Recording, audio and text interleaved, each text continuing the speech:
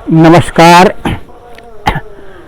मैं आचार्य कृपानंद अवधूत आनंद मार्ग का सन्यासी हूँ।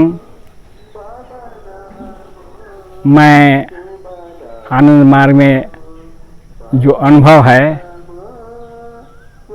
लोगों को सुना रहा हूँ।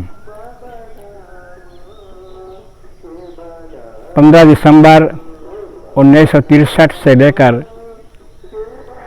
31 दिसंबर 1963 तक 15 दिन का कैंप हुआ था आनंदनगर में। एक कैंप समाप्त होने के बाद सभी कार्यकर्ता जमालपुर के लिए प्रस्थान किया। अभी जैसे साल में 2 बार धर्मचक्र होता है, उसमें ऐसा नहीं था। वर्कर लोग साल में 2 बार बाबा से मिलने के लिए जमालपुर आया करते थे। सारे वर्कर मिलने के लिए बाबा से जमालपुर पहुँचे कैंप के बाद में। और जमालपुर में आने के बाद बाबा से लोगों का व्यक्तिगत संपर्क हुआ और बाबा ने जनरल दर्शन दी, कार्यों का रिपोर्ट लिए और 3-4 दिनों के बाद सारे वर्कर की विदाई जमालपुर से हो गई। सब चले जाने के बाद चूँकि मेरा पोस्टिंग तो भागलपुर में प्राउड दर्शन के प्रचार करने के लिए हो गया था। शुरू से किसी भी कार्यकर्ता को कोई स्कूल में आज पोस्टिंग की जाती है, परंतु उसमें मेरा डायरेक्ट पोस्टिंग फील्ड में हुआ था और भागलपुर से मुझे अंक का समाचार निकालना था।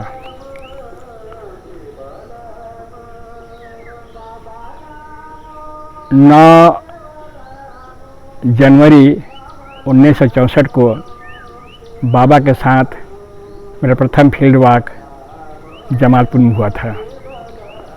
उस समय हम 4 वर्कर थे। बाबा के रेसिडेंस से लेकर के हम लोग जो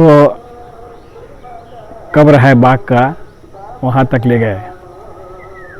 जैसे ही हम चर्च के बाद फील्ड में हम प्रवेश करते हैं तो हमें एक पुरानी घटना याद आ रही थी।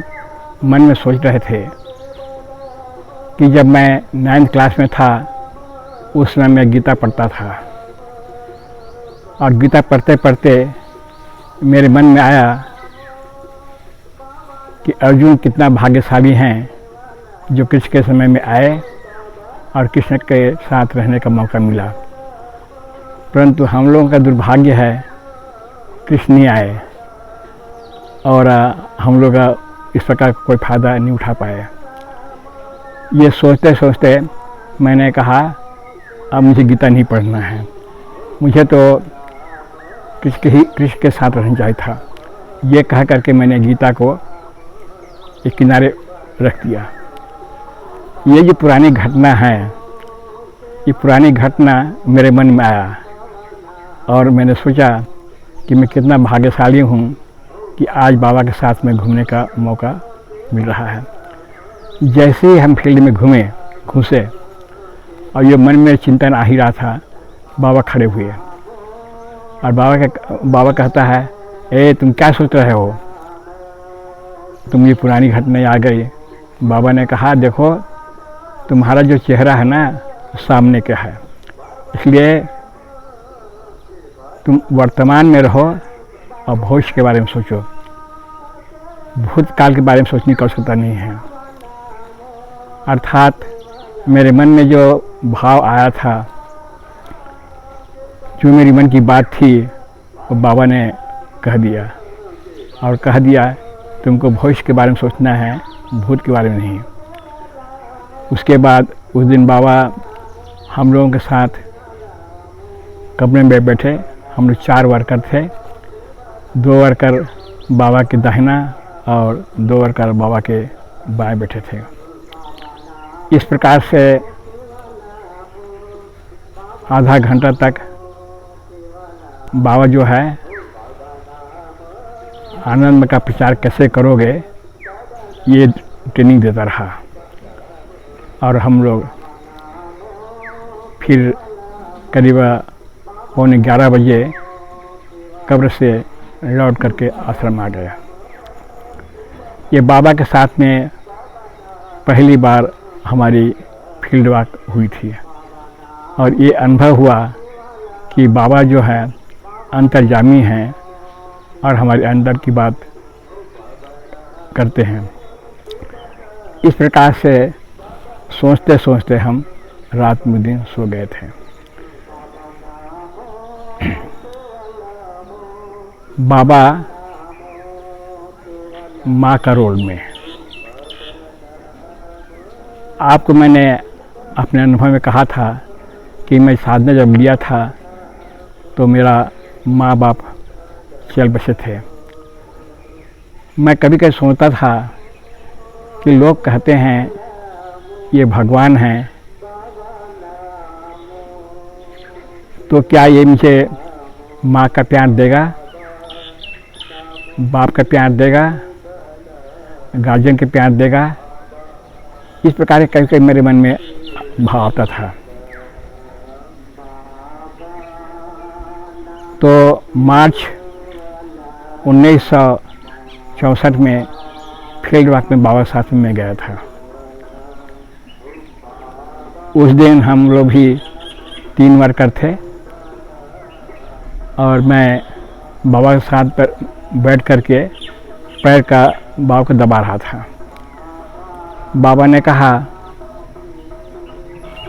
लोकल भाषा बोला, तो क्या कर छो, तुम क्या करते हो? तो बाबा को मैंने कहा, बाबा हम दबा छिए थोड़ा पैर के, मैं आपके पैर को मसाज कर रहा हूँ। तो बाबा ने कहा, तुम मसाज नहीं कर रहे हो, तुम तो आटा गूंद रहे हो। लोग ऐसे आटा गूंदते हैं, तुमको मसाज करना नहीं आता है। तो मैंने कहा, बाबा हमको मसाज करना नहीं आता है तो आप सिखा दीजिए कैसे मसाज करना पड़ेगा। तो बाबा ने कहा, तुम सीखना चाहते हो? कहा, हाँ बाबा मैं सीखना चाहता हूँ। बाबा जो है फैल के बैठ गए और बोला, इसमें तुम सो जाओ गोदी में। तो जैसे ही बोला, बाबा ने कहा गोदी में बैठ सो जाओ, तो मैं फटाक से बाबा गोदी में सो गया। और बाबा ने ये जो शरीर के अंदर में जो मेरुदंड है, पूरा मेरुदंड को हमको दबाना शुरू किया। मैंने सर से लेकर के पीछे तक, जहाँ तक का मल द्वार है वहाँ तक को दबाना शुरू किया और शरीर के पूरे पूरे अंग को दबाते रहा 10-15 मिनट तक। और हमने तो ये जो बाबा दबा रहे हैं, हम उसका आनंद ले रहे हैं। हमने नहीं कहा बाबा अब हम सीख गए और बंद कर दिए। बाबा दबाते रहे और हम आनंद देते रहे। तो मन में जो संस्कार था, क्या बाबा परमात्मा हैं और क्या हमको माँ का प्यार दे सकते हैं, इस प्रकार से हमारी सेवा करके बाबा ने यह सिद्ध कर दिया कि हम तुमको माँ का भी प्यार दे सकते हैं। वो अंतिम में हाथ को इस प्रकार से रखा और धप से मारा। आप देखे होंगे माँ अपने बच्चे को जब मारती है तो आवाज़ करता है मगर चोट नहीं लगता है। तो वैसे ही बाबा ने हमको एक बार मारा, आवाज़ किया और बोला कि तुम सीख गए ना कैसे मसाज की जाती है? तो मैंने कहा हाँ बाबा, और हम बैठ गए। तो इस प्रकार से बाबा ने हमारे मन की जो बात थी कि क्या माँ का रोल पूरा कर सकता है, उन्होंने किया। बाबा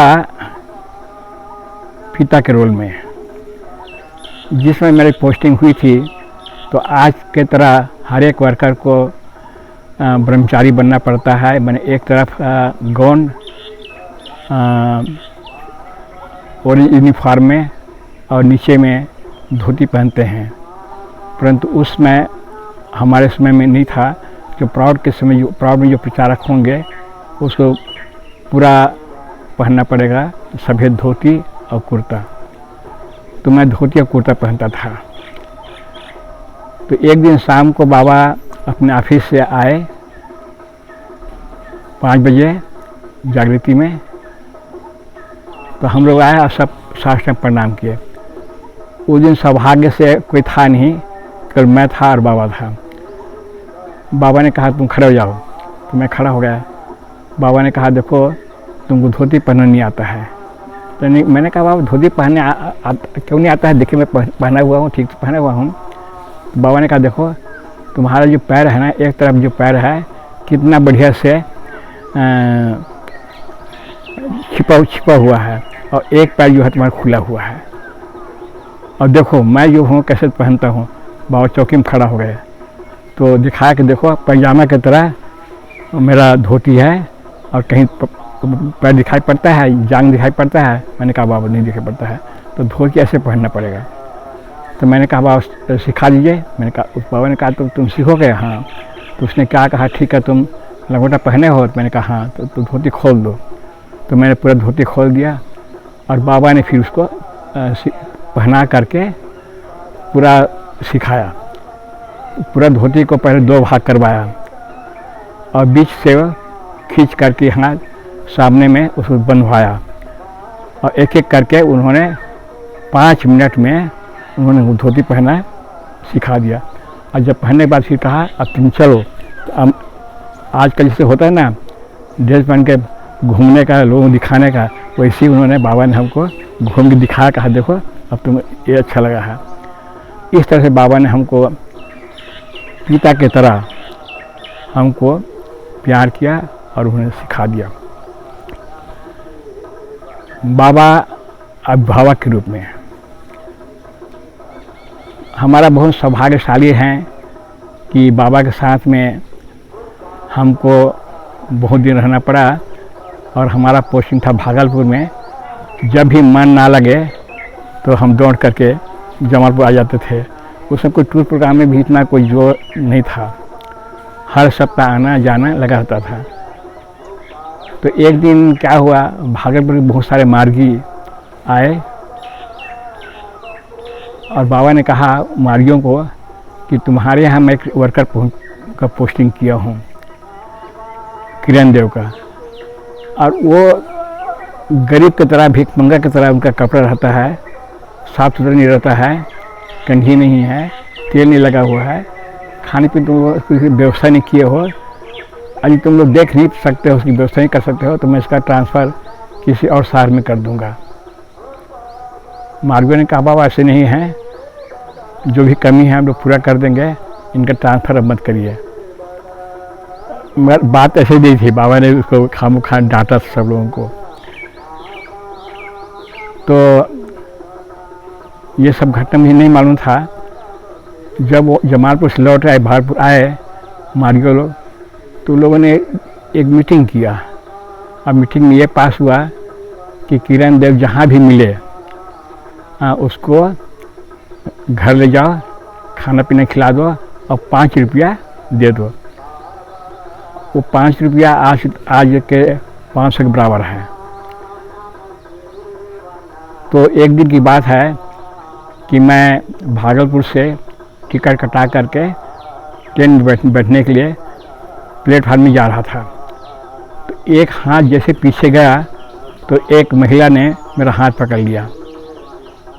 मैंने देखा तो मैंने कहा माँ क्या बात है? तो बोले सुनो पहले तुम खाना खा लो हमारे घर चल करके, हाँ तब उसके बाद तुम जाना।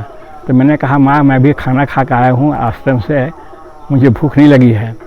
तो नहीं आपको नहीं मालूम है, अभी कुछ दिन पहले मीटिंग हुई थी और मीटिंग में पास हुआ था कि किरण देव जहाँ भी मिले उसको पकड़ के खाना खिलाना है।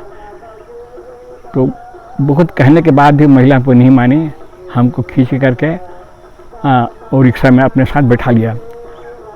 मैं शुरू से ही मार्गी को कभी दीदी या बहन नहीं कहता हूँ, माँ ही कहता हूँ। तो माँ के साथ मैं बैठ गया और वो अपने घर ले गई, खाना पीना खिलाई और उन्हें वो 5 रुपये मोड़ करके मेरे हाथ में रख दिया और वो मुट्ठी बांध दिया और कहा जाइए। कुछ दिनों के बाद जब मैं जमालपुर गया तो मैंने बाबा से कहा कि बाबा किसने कहा था कि मुझे खाना नहीं मिलता है, मैं भिखमंगा की तरह रहता हूँ, मेरे कपड़े कितने साफ़ सुथरे हैं और आप कहते हैं कि गंदा रहता है, ये सब कह रहा और मारी और आपने खामोखा डांट दिया। तो बाबा मुस्कुराए तो बोला कि पता नहीं किसी ने मुझे कह दिया था, इसलिए मैंने उन लोगों को डांट दिया था। मैंने कहा बाबा आप फालतू डांट दिया, वो लोग बहुत अच्छे आदमी हैं और हमको अपना छोटे भाई की तरह रखते हैं। बाबा गुरु की तरह कैसे ध्यान देते हैं, मैं एक अनुभव बता रहा हूँ। 1964 में मई महीने में पटना से एक पेपर निकलता था, उसका नाम था आर्यावर्त। तो आर्यावर्त का जो पेपर है वो एक ही पेपर था जो पूरे बिहार में जाता था और बिहार में उसमें मात्र 16-17 डिस्ट्रिक्ट था। जैसे भी भागलपुर ज़िला है तो भागलपुर ज़िला में बांका है, भागलपुर है, पूरा संथाल परगना है, ये सब आता था।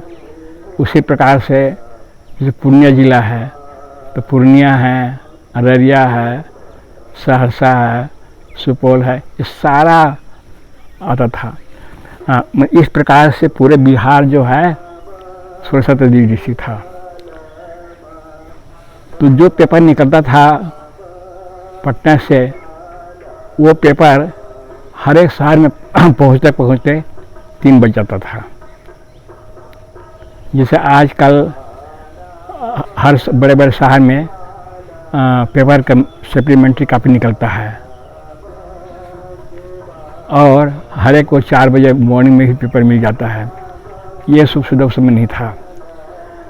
तो उसमें आर्यावर्त में एक समाचार निकला आनंद के विरुद्ध में, गुरु की गोद की चमत्कार, ये मेन हेडिंग था। और इस मेन हेडिंग में बाबा के बारे में बहुत गंदा गंदा बात लिखा हुआ था। जमालपुर में एक मार्गी था, अब बाद में वो मार्ग छोड़ दिया। उसने वो पत्रकार भी था, उन्होंने आनंद मार्ग के विरुद्ध में इस प्रकार का गलत समाचार दिया था। जब ये पेपर मार्गियों को मिला तो सारे मार्गी किसी तरीक़ा से शाम होते होते, रात होते होते सब जमालपुर पहुंच गया और बाबा के सामने मेरे को शिकायत किया कि बाबा इस तरह का गलत समाचार निकला है, हम लोग क्या करेंगे। तो बाबा ने कहा कि जितना भी डिस्ट्रिक्ट है सब डिस्ट्रिक्ट क्वार्टर से केस करो। इस प्रकार से बाबा के आदेशानुसार 17 जिला से उस पेपर पर केस किया गया। अब वो जो पेपर वाला है महीना भर दौड़ना शुरू किया। अंत में पेपर वाला हाई कोर्ट गया और कहा कि ये सारा केस जो है एक ही केस है, इसलिए हम एक ही कोर्ट से लड़ेंगे। तो हाई कोर्ट के आदेश पर आनंद मार्ग के प्रचारक संघ को कहा गया कि आप एक जगह से लड़िए। भागलपुर वालों ने कहा कि बाबा एक मौका हमें दीजिए, हम इसको ठीक करेंगे, हम से लड़ेंगे। और बाबा के आदेश अनुसार भागलपुर वालों ने एक केस को लड़ा।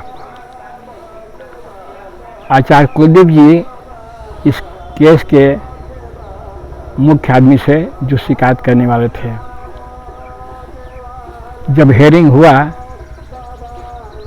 तो वो जो जज थे मुस्लिम मजहब के थे, मगर विद्वान थे, समझदार थे। तो हमारा जो विरोधी वकील थे उसने आचार्य कुलदीप जी को कहा, जज की ओर कहा कि जज साहब, आप जानते हैं कुलदीप जी का जो गुरु है, जिसको एक भगवान मानते हैं, एक क्लर्क है। तो जज साहब चुटकी लेते हुए कहा, क्या कुलदीप जी, आपका जो भगवान है, आपका जो गुरु है, क्या क्लर्क है? वो मजाक किया। तो कुलदीप जी ने बहुत मुस्कुरा करके सेकंड लेसन लेकर के कहा कि जज साहब, आप तो जानते हैं ना कि मोहम्मद साहब जीवन भर बकरी चराया और ईसा मसीह साहब जीवन भर भेड़ चराया। भगवान कृष्ण जो है गाय चराया। भगवान शिव जो है वो बैल के पीछे पीछे घूमते रहा। और मेरा गुरुदेव यदि आदमी चलाता है तो क्या बुरा काम करता है। इस बात से जज साहब बहुत खुश हुए और ये हम लोगों के फेवर में गया केस।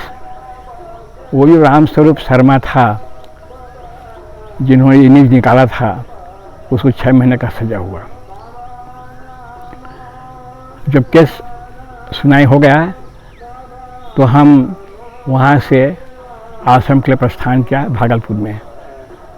हम नए थे तो वो जो कोर्ट है जहाँ हम आश्रम जाना चाहिए था, हमने गलत रास्ता पकड़ लिया और हम चले गए, जा रहे हैं दूसरे रास्ते में। तो वो रास्ता जाता है, सीधा जा रहा है रेलवे स्टेशन की ओर। तो कोई 10 मिनट हम चले होंगे, एक आदमी हमारे पास आया और हमसे पूछता है, आप कहाँ जा रहे हैं? तो मैंने कहा, हम जा रहे हैं आनंद माँ के आश्रम में जा रहे हैं। तो उन्होंने कहा, नहीं, ये जो रास्ता है ये जा रहा है रेलवे स्टेशन, और अभी आप जब आ रहे हैं वो आ रहा है, ये रोड जा रहा है कोर्ट, और ये जो साइड का जो रास्ता है ये जाएगा बड़ी खंजरपुर। तो आप जो है यहाँ जाइएगा तो कोर्ट पहुँच जाएगा, ये रह जाइएगा तो बड़ी खंजरपुर पहुँचेगा जहाँ आपके आश्रम है। और अब जब आगे जाएंगे तो एक बर गाछ मिलेगा, अब बर गाछ के बाद एक ढालू रोड है, और जहाँ ढालू रोड समाप्त होती है उसके बाएं तरफ ही जो आश्रम है वो आनंद मार्ग का आश्रम है। तो उनकी बात सुना और मैं अपना रास्ता बदल दिया। जैसे मैंने मुंह मोड़ा तो मेरे मन में हुआ कि नहीं, इसको धन्यवाद देना चाहिए। तो धन्यवाद देने के लिए जैसे मैंने मुड़ा तो देखा वो आदमी गायब है। मैंने ध्यान नहीं दिया, मैं आश्रम आ गया और खाना पीना खाया, आराम किया। 3-4 दिन के बाद जब मैं जमालपुर गया तो बाबा ने फील्ड वॉक में कहा कि किरण देव, मैंने कहा हाँ बाबा, अरे तुम जब रास्ते में चलते हो तो तुमको उत्तर दक्षिण पूरा पश्चिम का ज्ञान ही रहता है। मैंने कहा, क्योंकि बाबा के सामने में बोलने में उसमें कोई डर तो था नहीं, घर का मुर्गी दाल बराबर। हमने कहा बाबा हम बहुत स्मार्ट हैं, हम कभी भूलते नहीं हैं। तो बाबा ने कहा अच्छा तुम स्मार्ट हो, और उस दिन यदि चौराहे में तुमको मैं नहीं टोकता तब तुम चले जाते रेलवे स्टेशन, और इसलिए मैं तुमको वहाँ गया था और तुमको मैं टोका तब तुम गए बड़ी खंजरपुर, नहीं तो पहुँच जाते तुम रेलवे स्टेशन। तो तुमको अपना दिशा का ज्ञान रहना चाहिए। तो मैं मन ही मन सोचा कि ये बाबा जो है मेरे आगे पीछे घूमता रहता है 24 आवर्स। और बाबा ने ये हमें बता दिया कि मैं तुम्हारे आगे पीछे हमेशा रहता हूँ। तो इस प्रकार से बाबा ने माँ का रोल, पिता का रोल, अभिभावक का रोल और गुरु का रोल मेरे साथ ज़िंदगी में किया है। इसके बाद में एक दिन मेरे मन में हुआ कि जब भी मैं जमालपुर आता हूँ, बाबा के साथ बहुत लोग कितना हिल मिल के बात करते हैं और मुझे बात करने का मौका तो मिलता नहीं है, खाली फील्ड वॉक में मिलता है। तो एक दिन मैं 12 बजे ट्रेन पकड़ा जमालपुर के लिए और मैं इसमें आज बाबा से बात करूंगा मिल करके। तो जैसे स्टेशन में आया तब मैंने कहा अरे ये तो गलत चुनाव टाइम का मैंने गलत चुनाव किया, क्योंकि बाबा का आने का टाइम तो ऑफिस से 5 बजे शाम को है और बाबा ने मुझे कह दिया था कि तुम ऑफिस में नहीं आना। तो मन में उदास हुआ और उदासीन होकर के मैं जा रहा था आश्रम की ओर। तो देखता क्या हूँ कि बाबा जो है एक आदमी साथ में बैठे बैठे खड़े खड़े वो जा रहे हैं, गप कर रहे हैं। तो मैं उसमें अपना सेंस भूल गया। मैंने क्या किया, बहुत स्पीड में चला और जा कर के बाबा को धक्का दे दिया अपने बाएं हाथ से। तो बाबा मुड़ के देखा, कहा अच्छा तुम आ गए हो। बाबा बहुत खुश थे और हम भी खुश थे। बाबा फिर कान में बोला कि देखो ये आदमी जो है ना, चौराहा के बाद में ये बाएं ओर चला जाएगा, फिर हम और तुम दोनों एक साथ चलेंगे। तो फिर हम पीछे हो गए, बाबू से बात करते करते चौराहे में गए और चौराहे में जाते ही बाबा को उन्होंने प्रणाम किया और वो चले गए। फिर हम दोनों बाबा के साथ में चलना शुरू हुआ। तो हमारा चाल जो है धीरे हो गया। तो बाबा ने कहा कि क्या तुम्हें कुछ सामान लेना है क्या?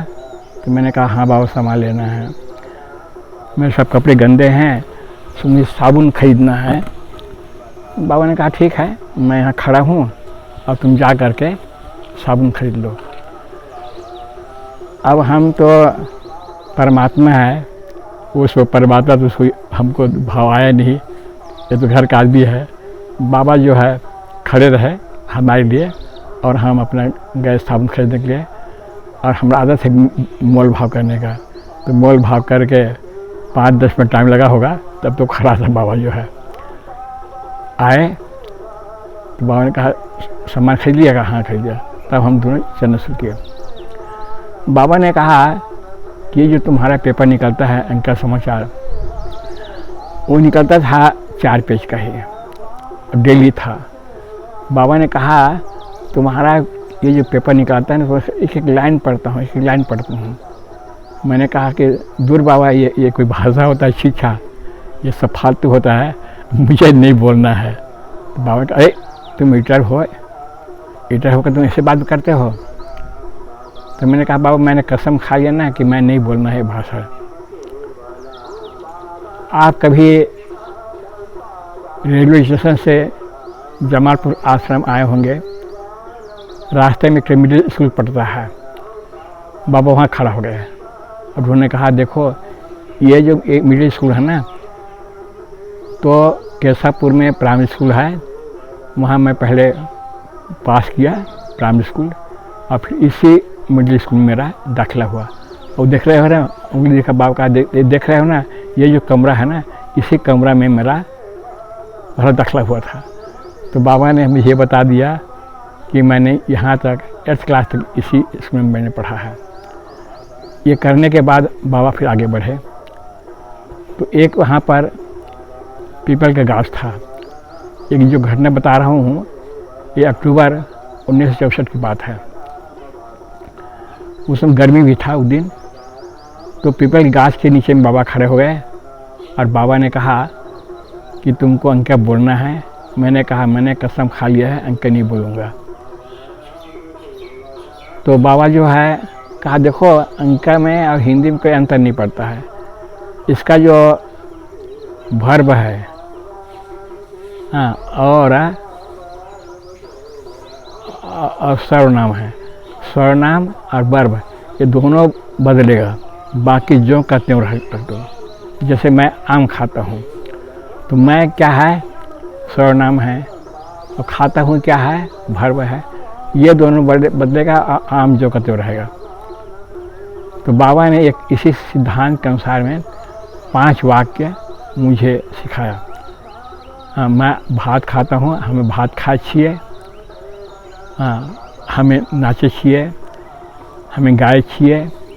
इस तरह से बाबा ने 5 लाइन हमको 5 वाक्य सिखाया और कहा कि तुमको अंक आ गया। ये आशीर्वाद दे दिया और हम लोग चले गए आश्रम में। जैसे ही हम आश्रम में गए तो वहाँ पर 4-5 आदमी पहले से मौजूद थे। सब ने बाबा को साष्टांग प्रणाम किया और बाबा कहते हैं, सब लोगों की तरफ आंख मारा और कहता है, तुम इस आदमी को पहचानते हो? वो सब आदमी कहता है, बाबा हम नहीं पहचानते हैं। तो मैंने कहा कि इनके साथ रोज़ रहते हैं, ये लोग झूठ बोलते हैं, नहीं पहचानते हैं। बाबा ने कहा, देखो मैं परिचय कराता हूँ, ये कौन है, खड़ा हो जाओ। तो मैं खड़ा हो गया। तो बाबा ने कहा कि देखो ये हमारे अंक समाचार के संपादक हैं और अभी अंक में भाषण देंगे। तो मैं खड़ा हो बोला, बाबा अभी आपने तो 5 वाक्य सिखाए हैं, हमें खाए छिए, हमें जाए छिए, हमें नाचे छिए। ये 5 वाक्य मैंने बाबा सामने बोल दिया। कहते देखो कितना अच्छा भाषण दे दिया है। अब देखिए बाबा के साथ इतना कहने के बाद ऐसा हो गया कि हम अपनी मातृभाषा में भूल गए और अंक बोलना शुरू कर दिया। बाबा ने कहा तुमको इसको लिखना भी है। तो बाबा ने एक दिन बैठ करके इस ग्रामर, इसको कैसे लिखेंगे, इस सारा क्रियाएं वो कब्र में बैठ करके पूरा बाबा ने अंक समाचार का, अंक भाषा का ग्रामर सिखा दिया। और जिसको कुछ आता नहीं था उसको उन्होंने संपादक बना दिया। इस तरह से 1964 का हमारा समय पूरा हो गया। 1965 में मार्च का महीना था। आचार्य प्रकाशानंद अवधूत उस समय वो ट्रेनिंग सेंटर के GTS थे। हाँ, एक बात कहना भूल गया कि जब मैं आनंद मार्ग में आया था उसमें ट्रेनिंग सेंटर नहीं बना था। हम लोगों का ट्रेनिंग होता था, जो सीनियर मार्गी होते थे या सीनियर जो आचार्य होते थे, गृह आचार्य, उनके पीछे पीछे हम लोगों को रहना पड़ता था 15 दिन 20 दिन तक, और करते सीखते थे। तो जब मैं 64 में सन्यासी बन के आया, 26 जनवरी 1964 को जब मैं फील्ड में पहले दिन प्रवेश किया, उस दिन तक ट्रेनिंग सेंटर नहीं था। ट्रेनिंग सेंटर बना अप्रैल 1964 में। सिगरा चौहनी चौराहे पे बनारस में पहला ट्रेनिंग सेंटर पैदा हुआ। प्रकाशानंद जी जब जमालपुर आए तो बाबा को कहा कि बाबा किरण देव को आप ट्रेनिंग सेंटर क्यों नहीं भेज देते हैं, इनकी ट्रेनिंग हो जाएगा। तो ट्रेनिंग नहीं लिए हैं। तो बाबा ने कहा, हाँ अरे तुमने तो मुझे याद ही नहीं दिलाया, इसको ट्रेनिंग सेंटर में भेजना चाहिए था। मगर एक काम करो, इसको ट्रेनिंग सेंटर हम नहीं भेजेंगे, ट्रेनिंग सेंटर ही जमालपुर आएगा और इसका ट्रेनिंग यहीं होगा। तुम्हारे पास में ताती का फार्म है? तो प्रकाश जी बोले, हाँ बाबा है। तो फार्म निकालो, यहाँ तुम साइन करो। उस जहाँ हमको साइन करना था वो बिना तात्विक पास किए हमको साइन उसे करवा दिया।